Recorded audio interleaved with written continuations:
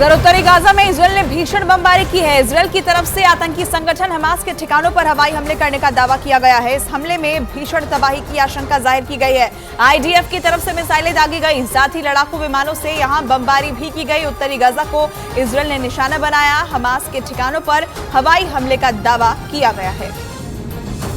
IDF की तरफ से वहां पर मिसाइलें दागी गई हैं, लड़ाकू विमानों से बमबारी भी की गई है, जिसकी कुछ तस्वीरें सामने आई है। गाजा में हर तरफ इस वक्त बमबारी और तबाही की तस्वीरें दिखाई दे रही हैं और उत्तरी गाजा में सबसे ज्यादा हमले किए गए हैं। हमास के ठिकानों को चुन चुन कर निशाना बनाया जा रहा है और आईडीएफ की तरफ से वहां पर एक बार फिर मिसाइलें दागी गई, लड़ाकू विमानों से वहां पर बमबारी भी की गई।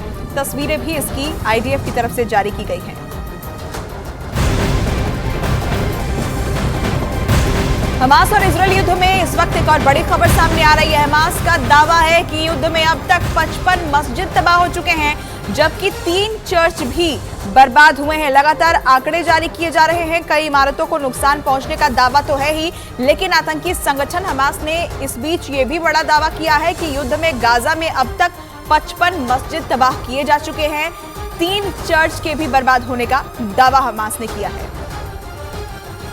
इजरायल और हमास के बीच छिड़ी जंग के बीच अमेरिका के विदेश मंत्री एंथनी ब्लिंकन दूसरी बार जॉर्डन के दौरे पर पहुंचे। वहां उन्होंने अरब देशों के नेताओं से मुलाकात की और मुलाकात के दौरान अरब देशों के नेताओं ने गाजा पर इजरायल के हमलों को तुरंत रोकने की मांग की। अमेरिका के विदेश मंत्री एंथनी ब्लिंकन से जॉर्डन और मिस्र के विदेश मंत्री ने युद्ध विराम की बात की। इसके साथ ही बताया कि हमलों में हजारों बेगुनाह लोगों की मौत को किसी भी कीमत पर उचित नहीं ठहराया जा सकता है, लेकिन अमेरिका के राजनयिकों के मुताबिक गाजा पर कार्रवाई को रोकने से फिर से हमास के लड़ाके इजरायल के खिलाफ कोई बड़ी प्लानिंग कर सकते हैं। हालांकि अमेरिका के ही अधिकारियों का मानना है कि अरब देशों का समर्थन गाजा में बिगड़ते हालात को संभालने की कोशिशों के लिए अहम होगा।